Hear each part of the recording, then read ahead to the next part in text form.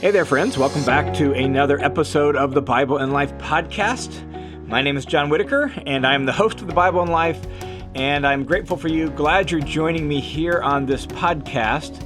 Over the last handful of weeks, what we have been doing is just talking about some things related to being disciples and making disciples. Most of it has been more on the kind of the being disciples thing and some of the big principles and big picture things related to that topic. On this particular episode, what we want to do is actually look at some of the nuts and bolts of discipling somebody else. Like, if I'm going to have a discipling relationship with somebody, what does that mean? What does that entail? How can I help other people grow as disciples? Just some of the real down-to-earth nuts and bolts things related to making disciples and helping other people grow as disciples. Now, there's tons of stuff we could talk about. I'm sure if we could sit across from a table and have coffee and you could pick my brain about this, all sorts of things would come out. I've jotted down just a handful of things that I think have been really helpful to me, and I think they might be helpful to you as well. So let's jump in and just talk about a handful of nuts and bolts things related to making discipling other people. The first question is, well, who can you disciple? Who should you disciple? Who do you disciple?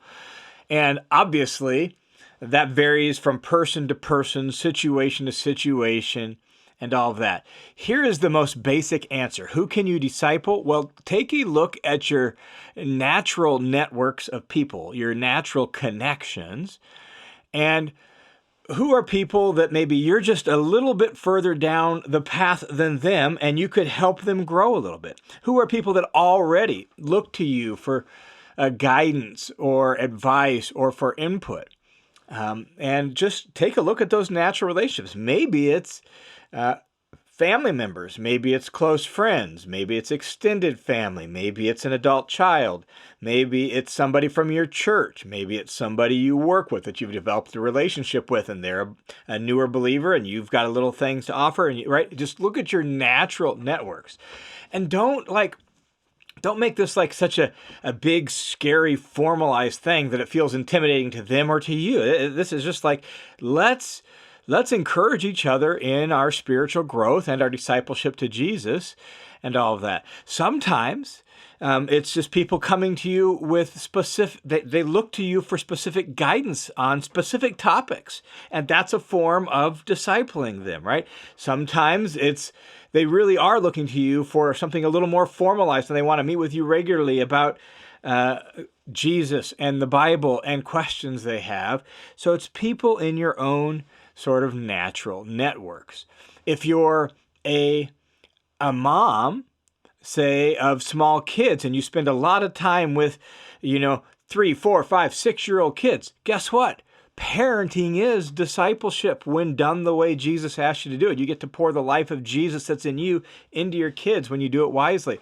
So think intentionally about how can you do that in that relationship and some of that. So look at your natural networks, your natural connections, and begin to figure out how can I help people in those contexts who are looking to grow in their faith. How can I help them do that?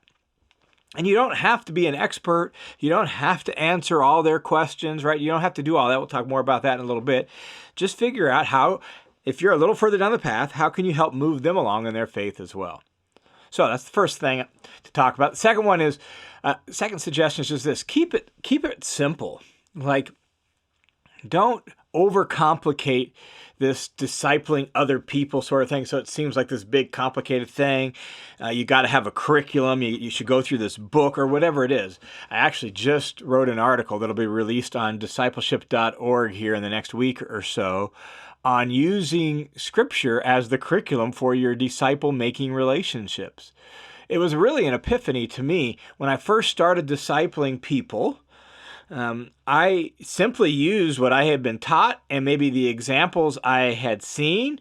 And usually what that involved was somebody would give me like a whole notebook of curriculum that had all these different topics. Some of them were spiritual living topics. Some of them were like theological topics, had all these different topics of this curriculum. And I was supposed to meet weekly with a person and go through these topics. And invariably, one of those topics was the importance of reading your Bible and praying. So I was supposed to encourage this person I was discipling to read their Bible and pray, but then they had to work through this curriculum and do these worksheets every week as well. And it just got complicated for everybody. And somewhere along the lines, it just hit me that the New Testament documents are the original discipleship materials of the church. So why not just use them? Why have to go through, read this, Francis Chan book and discuss it with people, or read this other discipleship book and discuss it with people? Go through this curriculum. It's like, why make it so complicated? Why don't we just actually read Scripture and discuss their life in the context of Scripture together? And that increasingly became more and more the way I've done it. In fact, I have a whole Bible reading plan on my johnwhitaker.net website that was originally created to be used in a church context for that reason. And so I'm a firm advocate of keeping it simple.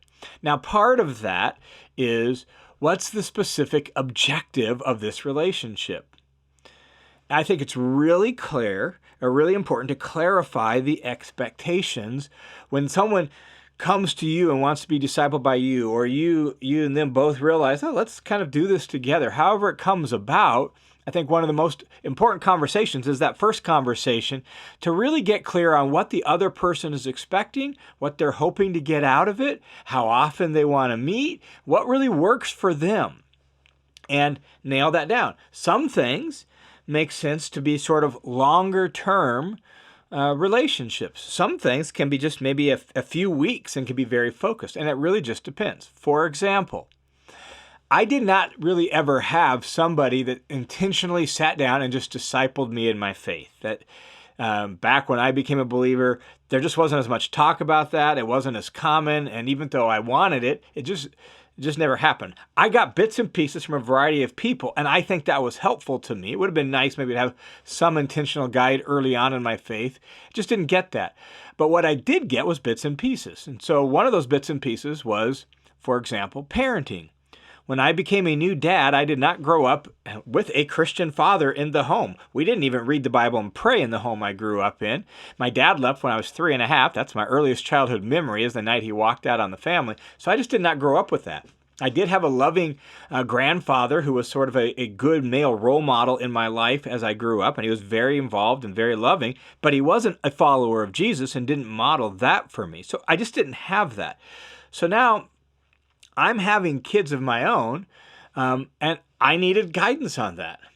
And so what ended up happening was I was teaching at the Bible college at that time, and the academic dean, my boss, was a man who I really respected his demeanor and the way he loved his wife and the way he raised his kids. So I picked his brain a lot. I would walk into his office, sit down, and ask him specific questions. My son's doing, my daughter did, whatever it was, and I would look for his advice, and I would take it. It was really simple, and it was very focused. That was what we talked about. And it wasn't like formalized. We didn't meet once a week. It was just, sometimes it was more ad hoc. I just needed some guidance on that. That was helpful to me.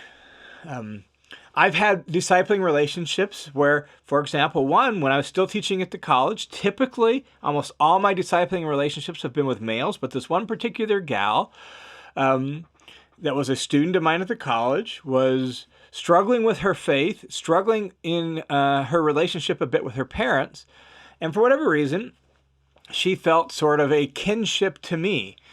And so here's what happened in our relationship. It sort of just developed over time. She would come to my office on Tuesday afternoons around 2 in the afternoon, and she would sit down, and for her personality, her temperament, and what she needed, she just really wanted someone to listen and process things with her. So she would bring her journal, and she would open up some of the things she had written in her journal and thought about over the previous week, and she would read some of what was in her journal to me, and I would listen, and I would ask questions about it and help her think it through. And it was that simple for her. That's what she needed. And for her, that helped her process her faith questions, and it helped her process her relationship with her parents' struggles. And now her parents have recently retired. She lives in Ohio now. And her parents have moved there to help with her her kids and be close to her and all of that. And we developed a really good relationship out of something as simple as that. What's the objective, right?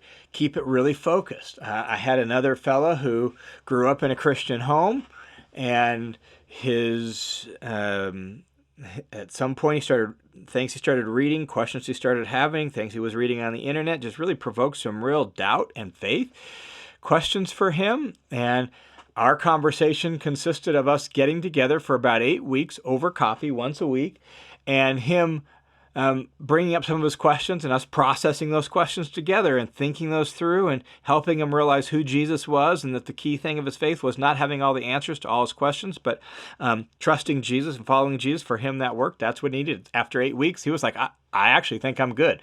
I think I know who I am and what really matters, and I really want to follow Jesus. And he was good to go.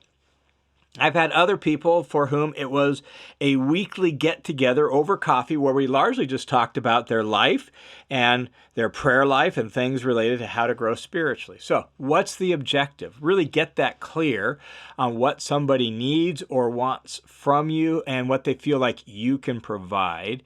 And then don't be afraid to reevaluate that. You get 4 or 5 weeks in. Are we heading in the right direction? Do you feel like we've kind of achieved the objective? Or, we can still get together occasionally. Do we need to keep getting together, right? So just what really is the objective that you're getting together with this person about? What do they need, and how can you help them grow in their faith? I also think when we talk keep it simple, another important thing is just simple, reproducible strategies. Like I said, I've done different things where someone came and read their journal to me and we just talked about that. I've had conversations with people who are wrestling with just objections to the faith and some doubt and some of that, and we've processed some of that together. The simplest way I know to disciple a new or younger believer who's just wanting to grow in their faith is read Scripture together and talk about their life in the context of the Scriptures.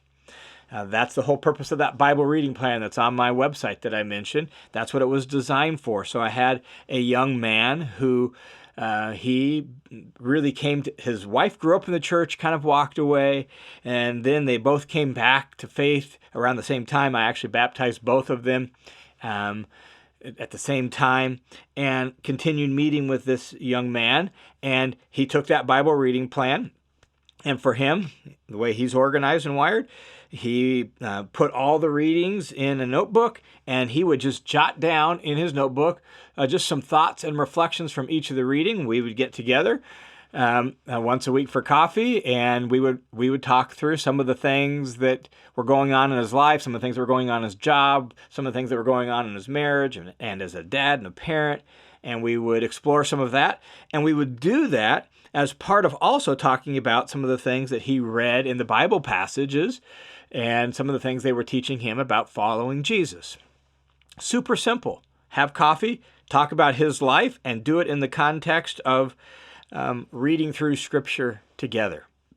Simple, reproducible strategies. I don't think we need to overcomplicate this. I think it's more about helping someone really follow Jesus. Let's make it as simple as possible. Well, one of the things that always comes up when I talk about this with people is, well, what happens if they ask questions I can't answer? Well, that's a good question. And the answer to that question is this. You say, man, I've never quite thought about it like that before. That's a really great question. Let me just do some digging, and I'll get back to you next time when we get together.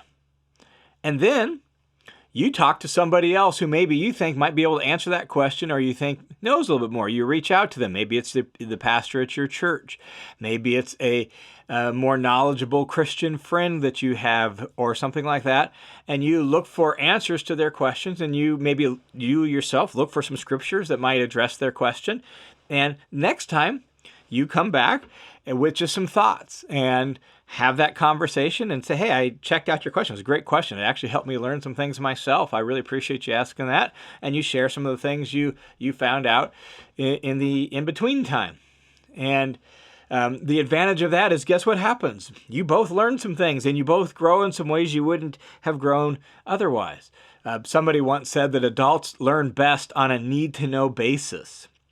In other words, giving adults like prepackaged curriculum, that's fine, that's helpful, and obviously there's a place for that, but they learn best when they have a question that they're trying to get figured out, and now they need to know the answer, and guess what? They're going to learn best in that moment. And so someone asks you a question you didn't know the answer to, now you need to know the answer to that too, so you're going to go figure that out. Everyone's going to learn. Everyone's going to grow as a result. And so if someone asks you a question and you're not sure about it, you can maybe give some initial thoughts, but the best answer is just to say, man, I'm not so sure about that. I need to think that through. Thanks for asking that. I'll do some digging this week and I'll get back to you. And here's the thing. You don't have to have all the answers. In fact, your personhood, your care, your presence with them will actually have as much or more of an impact than your ability to answer all their questions and to, lead a great Bible study or something like that. That's really not what you're supposed to do. It's more this life-on-life transfer where you take who Jesus is in your life and what Jesus has taught you and what Jesus is doing in your life, and you pour that into somebody else. And sometimes just your willingness to show up and be there and listen and care makes all the difference in the world. People are desperate to have somebody be there with them, listen to them, and help them think out loud about things and just hear what they're saying, even if they don't have the answers to all the question. I like the imagery of it's not my job to fill up their cup. My job is to empty mine, like to pour out what Jesus is doing in my life, what he's taught me, what I know, even if it doesn't fill up their cup, just being with them, listening to them, and sharing the things I'm learning, the things I have learned from Jesus. That's my responsibility, to empty my cup, not fill up theirs. And that takes a lot of the pressure off. I don't have to be the expert. I don't have to have it all figured out. I don't have to solve all their doubts. I don't have to solve all their problems.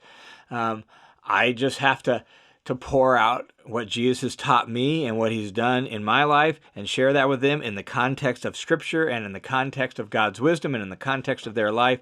And your presence and your character and your care and your love will make a world of difference in that person's life. So, with that, who is it in your natural sphere of relationships where you could just begin to pour out the wisdom that Jesus taught you through his word into the life of somebody else? Maybe somebody who's just slightly down the road from you, right? They're not quite as caught up with you. Maybe in some ways they're beyond you, but in other ways they're not. And you could share that with them. Who is it that you could just, in love and grace, share the wisdom and the truth of God with in your life to help them grow in their faith? And if we as followers of Jesus, disciples, began to engage in those kinds of conversations and those kinds of relationships consistently and regularly, it would raise the discipleship temperature in all our churches. If we realized my job is to help other people grow as disciples too, and we enter into conversations and relationships intentionally to that end. So that's my encouragement to you on this episode, is just look at your life and who are you already in relationship with? Maybe you're already doing that, but you could do it maybe a little more intentionally. Who are you already in relationship with? It's like, man, I think we have some things to offer each other. Let's get together and help each other grow in the faith. I encourage you just to prayerfully consider your natural relationships and think about who is it that you could help grow as a disciple of Christ. Hey, thanks for tuning into this episode of the Bible in Life podcast. The Bible in Life is part of an overall online ministry that includes this podcast and the listener's commentary, and all of that is made possible by the generous support of people just like you. So thanks a ton for your support. And if you want to join the team of supporters, you can do so by going to johnwhittaker.net, clicking the Give button, and you can set up a one-time or a recurring monthly donation right there. Or you could support this ministry by going over to listenerscommentary.com. You could join the study hub there for whatever you can afford to give. And inside the study hub, you'll have access to some online courses and other Bible study materials, as well as the entire listener's commentary audio through books of the New Testament that'll help you live and learn the Bible as well. So any way you can, thanks a ton for your support. God bless you guys.